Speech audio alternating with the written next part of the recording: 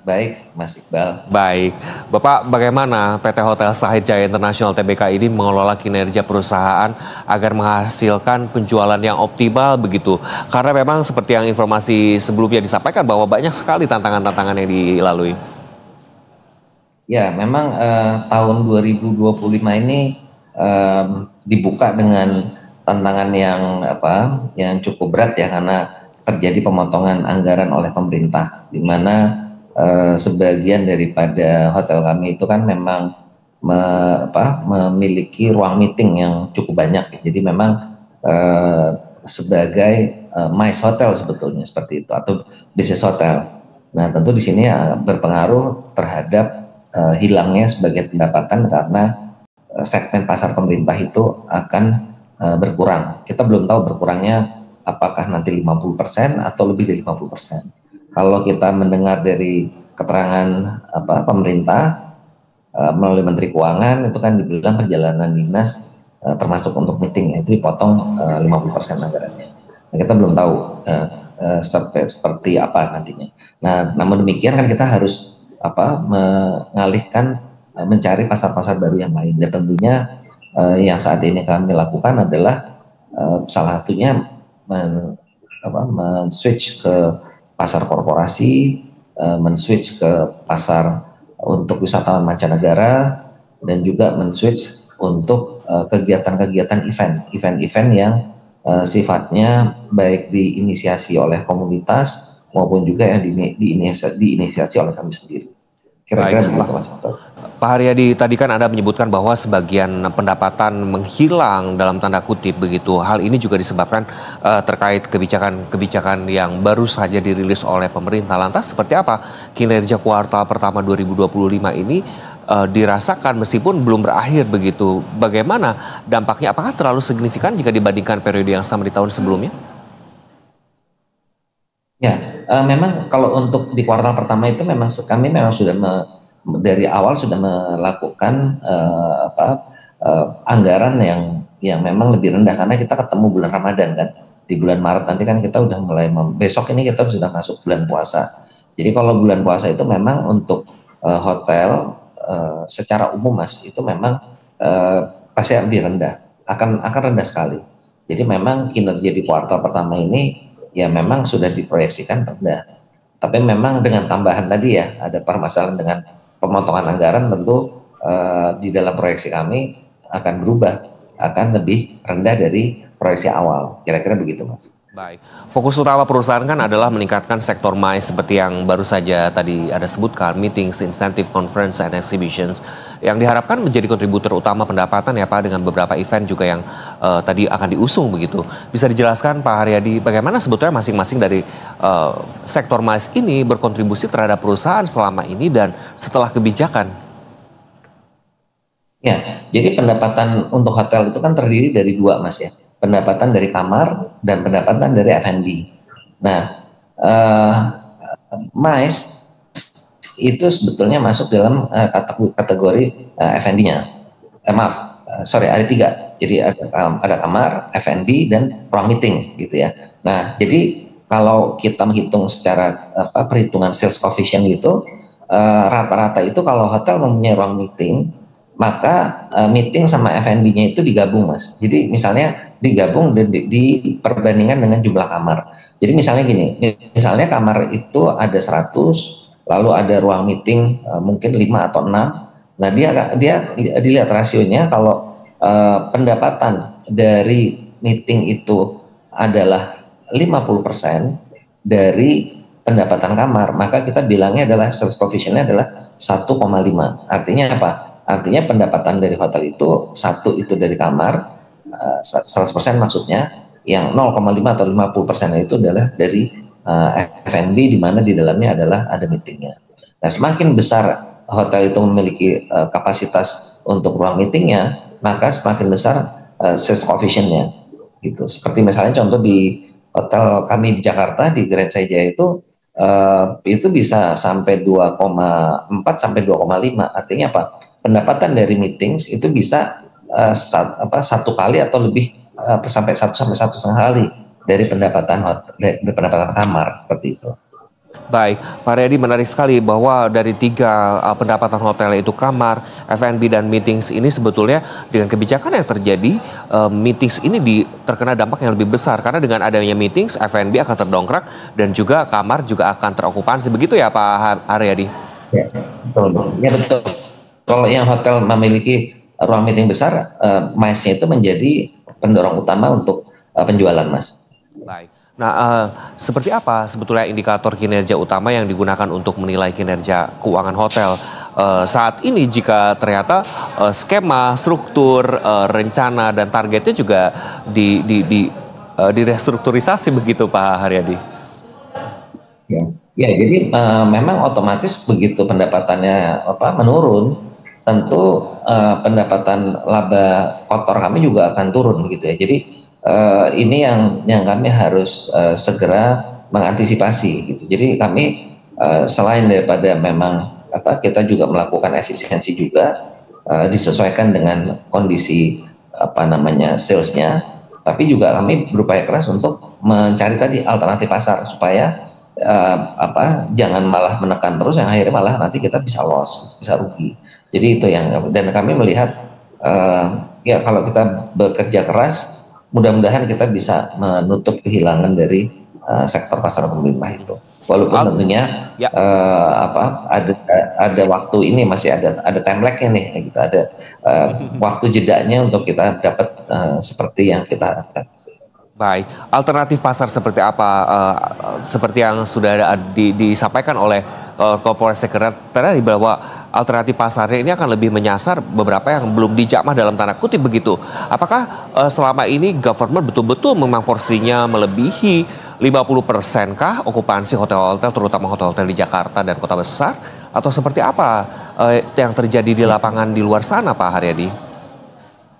Jadi kalau secara nasional datanya Perhimpunan Hotel dan Restoran Indonesia itu 40%, Mas. Segmen pangsa pasar pemerintah itu kira-kira 40%.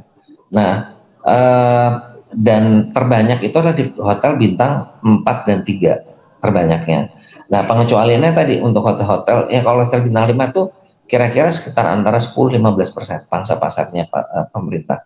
Tapi kalau hotel itu memiliki ruang meeting yang banyak, maka segmentasi pasar pemerintahnya juga akan besar, gitu. Jadi pasar pemerintah ini memang cukup dominan secara nasional.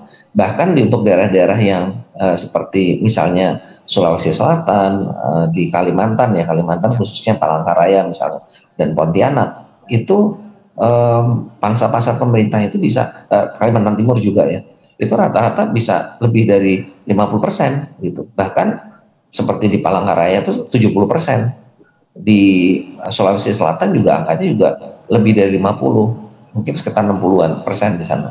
Jadi memang sangat dominan. Nah, pertanyaannya adalah kok bisa begitu gitu ya. Jadi begini Mas, jadi permintaan ini memang demand-nya itu memang besar sehingga pengusaha hotel tentunya harus memenuhi demand itu kan begitu ya. Nah, di lain pihak pasar yang juga besar sebetulnya itu pasar wisatawan mancanegara itu tidak tergarap dengan baik karena memang juga selama ini pemerintah tidak terlalu mendorong ya untuk promosi kita di luar negeri. Nah, jadi memang ada ketimpangan di situ, begitu Mas. Baik. Nah, terkait promosi sebetulnya bagaimana Hotel Said ini juga mempromosikan merek dan layanan yang untuk meningkatkan kesadaran dan juga preferensi konsumennya, di mana support mungkin belum dirasakan begitu signifikan begitu ya Pak dari pemerintah? Ya, kalau kami menggunakan lebih banyak digital Mas. Jadi saya rasa sekarang hotel semua menggunakan kanal-kanal promosinya itu melalui digital, baik itu melalui sosial medianya maupun juga kanal websitenya sendiri. Di samping juga kita bekerja sama dengan online travel agent ya untuk juga melakukan promosi itu. Jadi penggunaan digital itu sangat-sangat dominan sekarang untuk promosi di sektor hotel. Bagaimana dengan promosi luar negeri yang juga mungkin bisa membantu begitu di-boost oleh pemerintah, bagaimana juga Jakarta sebagai pusat bisnis, banyak sekali ekspat yang hadir begitu dan pasti preferensinya adalah hotel-hotel berbintang begitu Pak Haryadi. Bagaimana menurut Anda? Kalau pemerintah itu anggarannya sangat terbatas Mas. Jadi sebelum dipotong anggarannya pun anggaran untuk promosi pariwisata kita sangat-sangat terbatas sekali gitu. Jadi memang kalau boleh dibilang ya kita belum efektif gitu untuk promosi secara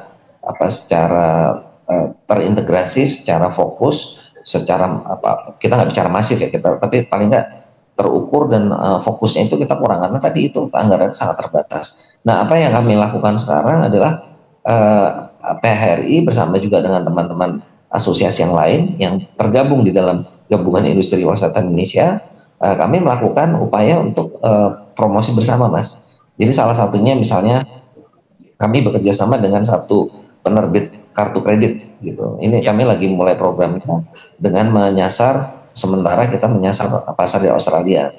Nah, itu kita promosi bareng ke sana.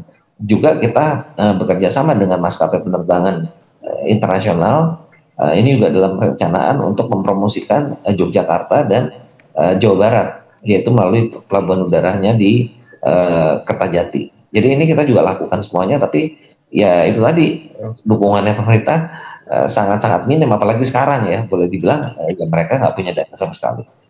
Baik, Pak Haryadi, tentu dari berbagai macam tantangan juga bagaimana strategi dan ekspansi yang dilakukan, seperti yang kita sudah tahu akan ada 8 hotel baru. Cuman kita akan bahas lebih komprehensif usai jeda. Pak Haryadi tetap bersama kami. Pemirsa, kami akan segera kembali usai jeda.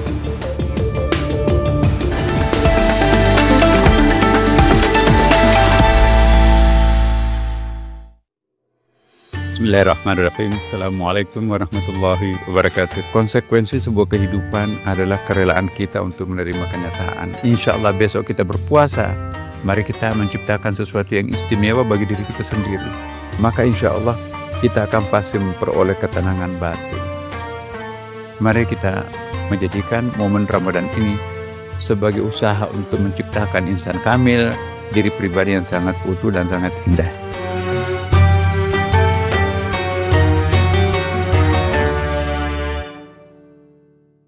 Kementerian Agama Republik Indonesia akan menggelar sidang isbat penetapan awal Ramadan.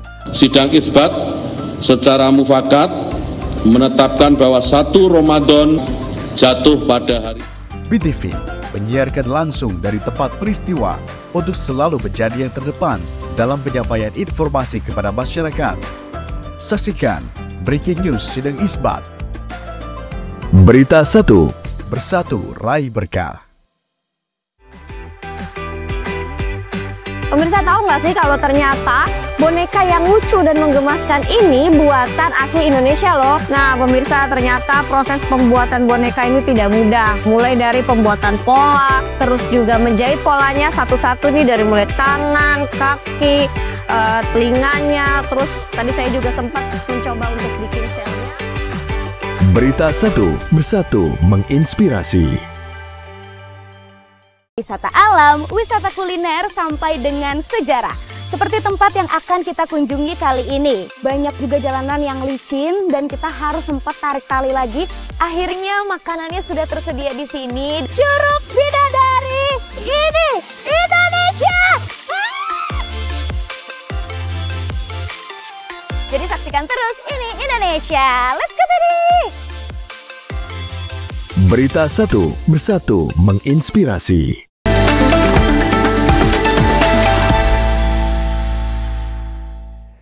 Pemirsa, terima kasih Anda masih bersama saya Iqbal Switami Harja di Corporate Insight. Kita lanjutkan kembali dialog yang menarik terkait perhotelan, industri perhotelan bersama Pak Haryadi Sukamdhani, Presiden Direktur PT Hotel Sahid Jaya International Tbk atau SHID. Pak Haryadi, terkait strategi, tadi Anda sudah menyampaikan bagaimana promosi yang dilakukan adalah promosi bersama, kolaborasi-kolaborasi yang memang saat ini wajib dilakukan oleh para pelaku bisnis begitu ya, di mana di tengah persaingan kolaborasi lah solusinya. Lantas strategi apa Pak yang digunakan untuk meningkatkan okupansi dan pendapatan hotel, lagi-lagi karena ujungnya this is still the business ya Pak? Ya memang kita harus kreatif Mas. Jadi di samping tadi saya sampaikan ya yang upaya-upaya tadi mencari pasar korporasi, mencari pasar dari wisata mancanegara, lalu juga membuat event-event sendiri dan juga event-event komunitas. Nah, itu juga kita mendorong juga untuk wedding gitu ya. Untuk wedding ini juga pasarnya juga cukup baik sebetulnya, yang selama ini karena kita sibuk ngurusin pasar yang lain, ini nggak kita urus gitu misalnya seperti itu. Nah itu juga pasar yang juga cukup baik. lalu juga terkait dengan apa namanya membuat series yang webinar atau series seminar, event tadi yang sudah saya sampaikan ya, itu juga bisa kita lakukan. Jadi berbagai upaya itu kita akan dorong, yang intinya adalah bagaimana meetings ini bisa bisa terisi oleh market yang lain, termasuk juga pameran atau expo ya. Expo ini juga bisa kita lakukan juga. Jadi banyak hal lah yang kita harus inisiasikan, Mas. Pak, expo-expo seperti apa sih Pak yang sebetulnya efektif begitu? Karena memang lagi-lagi terkait juga tadi Anda mention terkait wedding, ini juga kaitannya tentang expo-expo di momen-momen sejenis begitu. Bagaimana sebetulnya dampak expo ini terhadap bisnis dan industri itu sendiri? Pasti ada pengaruh yang positif, Mas ya, karena namanya sesuatu hal yang menggerakkan orang untuk datang untuk berbelanja pasti akan menghasilkan hasil yang juga baik. Expo itu karena hotel itu tidak seperti convention hall seperti misalnya di JHCC atau di ICE atau di Kemayoran yang sangat-sangat besar. Tentunya expo-nya adalah expo yang skalanya relatif lebih kecil. Jadi di situ misalnya saja salah satu contoh, kita bisa melakukan expo untuk travel mart, di mana kita bisa mengundang perbankan dan juga perusahaan airlines untuk bersama-sama menjual atau membuat expo itu, atau juga expo yang terkait dengan kebutuhan untuk pernikahan misalnya seperti itu, wedding expo itu juga bisa, atau juga terkait dengan yang bersifat bisnis, misalnya saja expo yang terkait dengan perkenalan produk-produk tertentu, misalnya permesinan, atau juga yang terkait dengan IT yang memang memerlukan space-nya itu tidak memerlukan space besar, misalnya seperti di Kemayoran gitu ya. Ya itu juga ada, Mas. Jadi menurut saya ya sepanjang kita kreatif tentu ada saja yang kita bisa garap. Dan memang kami juga pelajaran mahal juga nih, dominasi pasar pemerintah ini memang ke depan memang harus kita perhatikan untuk mulai di switch ya dengan pasar-pasar yang lain.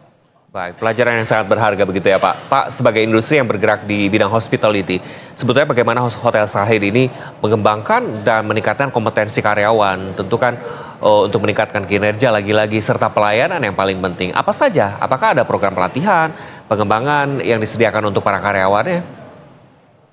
Ya, jadi kami memang mempunyai program pelatihan itu yang sifatnya melekat gitu, Mas. Jadi untuk supervisor ke atas itu memiliki kewajiban untuk men-training tim di bawahnya itu minimal adalah 4 jam dalam 1 bulan. Jadi di luar jam kerja produktifnya mereka mendapatkan tugas untuk melakukan training di timnya sendiri atau di lintas departemen dia di pihak hotel. Satu itu, jadi melekat ya, untuk training yang melekat. Kedua, itu kami juga memiliki program untuk peningkatan kompetensi terkait dengan sertifikasi kompetensi. Nah, itu juga kita lakukan. Nah, yang ketiga adalah program untuk mempersiapkan karyawan yang akan dipromosikan untuk jabatan di managerial level. Nah, itu ada juga. Jadi jenjang ini kita lakukan. Dan yang keempat itu juga kami mempersiapkan apabila ada karyawan yang ingin mengambil jenjang pendidikan formal yang lebih tinggi. Misalnya saja yang bersangkutan mungkin hanya lulusan SMA atau D1 gitu ya, mau mengambil program sarjana. Nah, itu juga kami memfasilitasi apa yang kita sebut di program. Kebetulan kami juga punya sekolah sendiri, punya kampus sendiri juga, Mas Iqbal. Kami punya 2 universitas Sahid di Solo dan di Jakarta, dan juga kami punya Politeknik yang juga jurusannya pariwisata. Jadi kita anak karyawan yang mau melanjutkan, kita bisa kirim ke Poltek kami atau ke universitas kami dengan program yang namanya RPL ya, rekognisi pembelajaran lampau. Jadi karyawan yang memang sudah punya pengalaman panjang itu bisa dikonversikan menjadi satuan kredit semester, Mas. Jadi mereka bisa tidak terlalu lama untuk menyelesaikan program sarjana. sinerginya begitu nyata begitu ya Pak untuk Said Hotel ini, bagaimana SDM juga dipersiapkan, ada juga sekolahnya, dan bagaimana juga ini penyaluran tenaga kerjanya juga terjamin. Pak Haryadi, terkait 8 hotel baru nih yang akan di-launching di tahun ini, April, Mei ada, nanti akhir tahun juga ada beberapa, bisa dijelaskan Pak terkait ekspansi ini? Ya, jadi kami mesti menjelaskan juga Mas Iqbal. Jadi perusahaan kami yang bergerak di bidang operator hotel, yaitu Said Hotels and Resort, itu mengelola hotel-hotel milik kami sendiri, dan juga kami mengelola hotelnya milik pihak lain gitu. Nah, yang 8 masuk di tahun ini itu adalah milik orang lain gitu. Jadi portfolio orang lain punya. Nah, yang milik kami sendiri mungkin baru akan masuk nanti di 2026 tahun depan, insya Allah.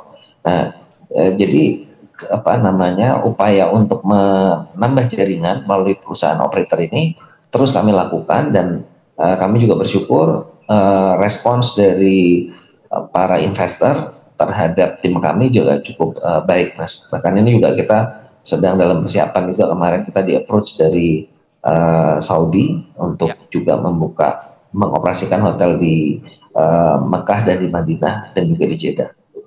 Oke, ini menarik ya Pak, bahwa di 8 hotel yang baru nanti kan ada di Banjarmasin, Tasikmalaya, dan lain sebagainya. Banjarmasin ini terkait akan mendekati ke IKN kah Pak nantinya? Enggak Mas, kalau IKN kan di Kalimantan Timur Mas. Ya. Jadi kita di Kalimantan Selatan itu agak beda, tidak mendekati IKN. Kalau IKN lebih dekatnya ke Balikpapan. Dan kebetulan kami di Balikpapan belum ada sih Mas, belum ada jaringan di sana. Ada rencana ke Balikpapan Pak? Tentunya pasti setiap opportunity pasti kita akan ambil ya Mas ya. Tentu kalau memang memungkinkan kita akan masuk ke sana. Sebetulnya ada tawaran, tapi kami masih mempelajari dulu ya. Yaitu ada di Kalimantan Timur tapi tidak di Balikpapannya, yaitu di Samarinda dan di Bontang. Itu kita masih perhatikan dulu mengenai marketnya bagaimana, lalu juga menyangkut untuk perbaikan hotelnya, investasi yang diperlukan berapa. Tapi kembali lagi itu adalah hotel milik pihak lain yang rencananya dipercayakan kepada kami. Oh ya, satu juga Mas, itu juga kami punya satu hotel yang sudah beroperasi di Uzbekistan, di Bukhara, udah sejak tahun 2020 kami ya. Ini menarik Pak, terkait bisnis operasional hotel yang juga mengelola hotel-hotel lain. Ini ramai sekali akhir-akhir ini yang pihak media sadari begitu keberadaannya. Apakah ini juga salah satu strategi khusus begitu untuk mendapatkan additional income begitu Pak? Ya, memang kalau kami mengelola, kami bertumbuh dengan semua capital dari kami ya, tentu kan lambat Mas. Nah, tapi begitu kita menjadi perusahaan operator, maka kami lebih lincah. Ya. Yang kami tuju itu sebetulnya adalah di samping tentu kita mendapatkan other income dari perusahaan yang memang kita miliki, yang sebetulnya kami arahkan itu adalah untuk menambah jaringan pemasaran. Semakin banyak hotel yang kami miliki yang milik orang lain yang kita miliki, maka akan semakin besar jaringan pemasaran yang ada. Dan juga ini akan sangat baik juga untuk pengembangan sumber daya manusia kami. Jadi kami akan lebih leluasa mempersiapkan tim kami itu untuk jenjang karir yang lebih matang gitu ya, lebih matang dan lebih berkualitas nantinya. Lebih matang, lebih berkualitas, dan lebih lincah. Saya suka sekali statement lebih lincah Pak Haryadi. Menarik sekali bagaimana juga terkait sumber daya ini yang luar biasa yang sudah dipersiapkan komprehensif oleh Hotel Said Jaya International. TBK ini juga berkompetisi dengan teknologi-teknologi yang sekarang sudah mulai marak juga. Apakah ada rencana dari Said untuk mengaplikasikan teknologi itu di service hotel, atau masih personal touch atau human touch-nya yang dikedepankan Pak? Ya, kalau di hospitality itu sebetulnya IT itu sudah banyak kita pakai ya Mas ya. Mulai dari reception, dari penggunaan di laporan keuangan dan sebagainya sudah kita lakukan. Tapi kalau menyangkut untuk service, menurut pandangan kami masih belum waktunya ya. Misalnya kami juga saat hari ini kita juga menggunakan robot untuk serve saat meeting gitu, jadi robotnya keliling-keliling gitu. Itu ada juga sih, kita juga pakai. Ya, kita isi itu ada kita pakai. Tapi dalam arti kata secara penggunaan IT secara masif, kami masih melihatnya bertahap lah gitu ya. Kita lihat akan bertahap. Jadi banyak yang dilakukan, Mas. Misalnya contohnya untuk check in nggak usah pakai lagi kunci gitu kan, pakai smartphone misalnya itu juga sedang kami rintis ya, mungkin tahun inilah kita mulai kita jalankan. Jadi bertahap kita lakukan, tapi kalau secara masif itu rasanya belum waktunya gitu. Karena nanti kalau terlalu IT, tamunya malah bingung, Mas. Di kamar aja kita taruh smart TV yang lumayan canggih itu, kadang-kadang feature-nya nggak banyak pakai juga gitu. Jadi tidak sabar juga untuk mendapatkan pengalaman servis robot untuk meetingnya, tapi kita juga akan jeda terlebih dahulu. Pak Haryadi, kita akan segera kembali dengan berbagai diskusi lainnya yang lebih menarik. Pemirsa, kami akan segera kembali. Tetaplah bersama kami di Corporate Insight.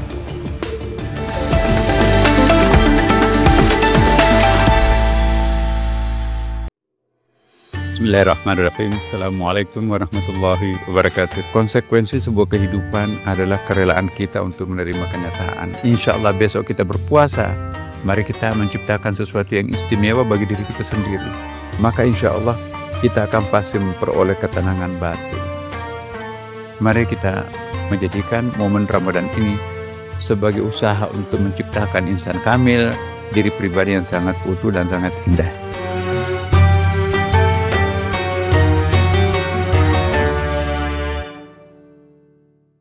Kementerian Agama Republik Indonesia akan menggelar sidang isbat penetapan awal Ramadan. Sidang isbat secara mufakat menetapkan bahwa 1 Ramadan jatuh pada hari. BTV menyiarkan langsung dari tempat peristiwa untuk selalu menjadi yang terdepan dalam penyampaian informasi kepada masyarakat. Saksikan breaking news sidang isbat. Berita 1, bersatu raih berkah.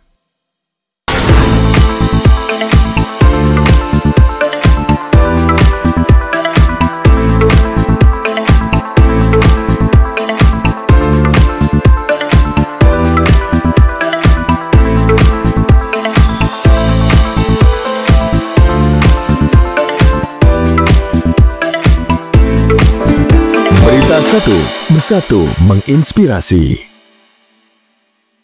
Selamat datang kembali di Investor Daily Roundtable, acara yang digelar untuk membahas dan menjaring berbagai ide-ide brilian demi kepentingan bangsa dan negara. Saksikan Investor Daily Roundtable. Berita 1, bersatu menginspirasi.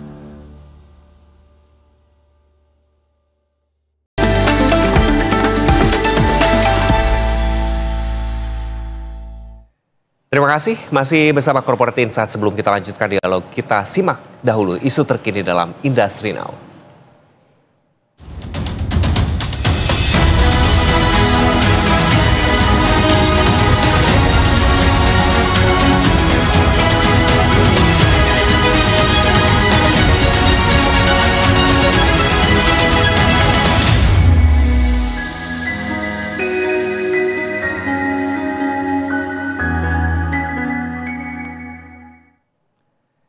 Bank Rakyat Indonesia Persero, TBK, optimistis bahwa keberadaan Bank Emas yang baru diluncurkan oleh Presiden Republik Indonesia Prabowo Subianto akan memperkuat fondasi perekonomian nasional ke depan.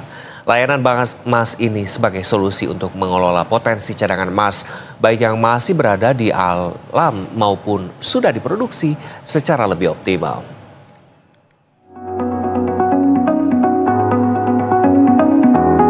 Presiden Prabowo Subianto secara resmi meluncurkan layanan Bank Emas pada 26 Februari 2025. Peresmian ini menjadi tonggak sejarah baru bagi Pegadaian yang merupakan anak perusahaan BRI yang tergabung dalam holding Ultramikro bersama Permodalan Nasional Madani dengan BRI sebagai induknya.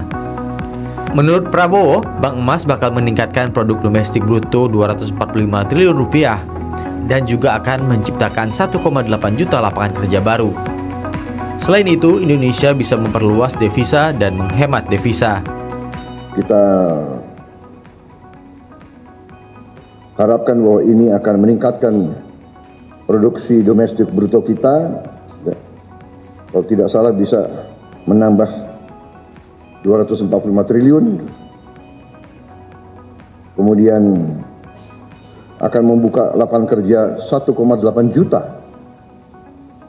baru, memperluas devisa, membantu menghemat devisa negara, karena dari hulu hingga hilir emas akan diolah dan disimpan di dalam negeri. PT Bank Rakyat Indonesia Persero Tbk optimistis bahwa keberadaan bank emas akan memperkuat fondasi perekonomian nasional ke depan. Direktur Utama BRI Sunarso menuturkan, layanan bank emas ini sebagai solusi untuk mengelola potensi cadangan emas baik yang masih berada di alam maupun sudah diproduksi secara lebih optimal. Tujuannya adalah supaya kita punya cadangan emas. Ya, pertama, kita punya cadangan emas, kita punya emas yang ada di bawah bantal, masuk ke dalam sistem dan kemudian bisa dimonetasi menjadi bagian daripada likuiditas pembangunan. Maka kemudian laju pertumbuhan ekonomi, laju pembangunan ekonomi bisa dipacu dengan adanya tambahan likuiditas pembangunan dari yang berasal dari monetasi emas itu. Itu yang pertama. Yang kedua, saya akan bicara data bahwa kita sudah melakukan kajian ini sudah lama. Waktu itu ada arahan dari pemerintah untuk membentuk bank emas, dan kemudian kita tunjuk konsultan dan kajiannya adalah bahwa saat ini Indonesia itu menjadi negara yang punya cadangan emas nomor 6 di dunia. Suharso juga menjelaskan bahwa BRI juga memiliki strategi khusus untuk membantu Pegadaian menjalankan bisnis emasnya, mulai dari pelatihan untuk sumber daya manusia, pemanfaatan data analytics, hingga kerjasama dengan perusahaan tambang besar seperti MindID, PT Freeport, dan Aman. Tim Liputan Berita 1 Jakarta.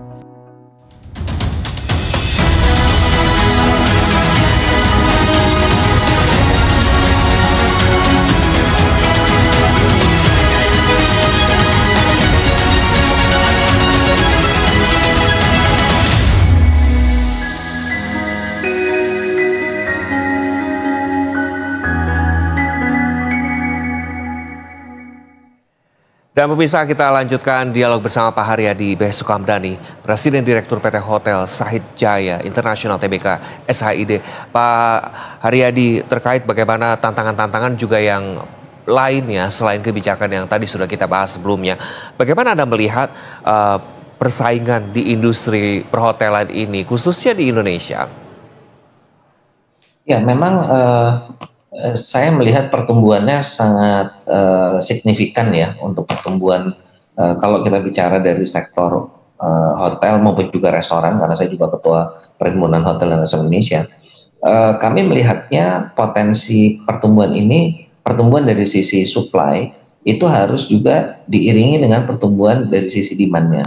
Nah, demand-nya ini yang menjadi tantangan untuk kita dorong, karena selama ini kita tidak pernah secara serius memperbesar demand khususnya yang wisatawan mancanegara. Nah, padahal negara-negara seperti di ASEAN ya, yang merupakan juga pesaing kita seperti Thailand, Malaysia, Singapura, Vietnam, itu mereka sekarang sangat-sangat maju sekali.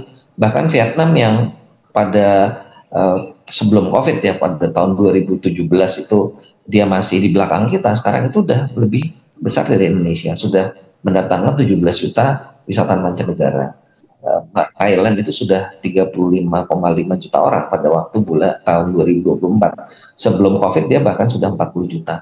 Nah, ini yang belum disadari secara serius oleh para pembuat kebijakan, oleh pemerintah, untuk melihat bahwa apa yang kita miliki dari sisi supply itu sangat-sangat potensial. Jumlah kamar kita secara nasional itu melebihi daripada jumlah kamar yang ada di Thailand. Kita terbesar. Nah, sayang kan kalau misalnya sudah punya kelengkapan yang sedemikian rupa bagusnya, tapi kita tidak mendorong untuk pertumbuhan demand. Jadi harapan kami bahwa nanti mudah-mudahan pemerintah juga segera memberikan prioritas untuk memberikan dukungan untuk perkembangan pariwisata kita.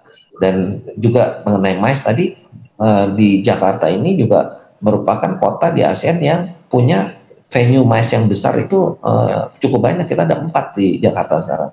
Ini juga potensinya sangat besar, Mas Iqbal. Jadi kita punya semuanya, sekarang tinggal bagaimana pemerintah bisa membantu kita untuk menjadikan ini salah satu motor pertumbuhan ekonomi Indonesia. Erat kaitannya juga tentu tentang industri pariwisatanya itu sendiri ya Pak. Bagaimana Anda tadi menyebutkan bahwa kita memiliki venue-venue MICE yang begitu besar untuk event-event yang luar biasa, termasuk mungkin untuk konser, event negara, atau event seperti kemarin ada pelantikan serentak kepala daerah begitu di Jakarta dan lain sebagainya. Bagaimana Anda melihat sebetulnya potensi ini harusnya lebih optimal dari regulasi? Regulasi seperti apa yang diharapkan?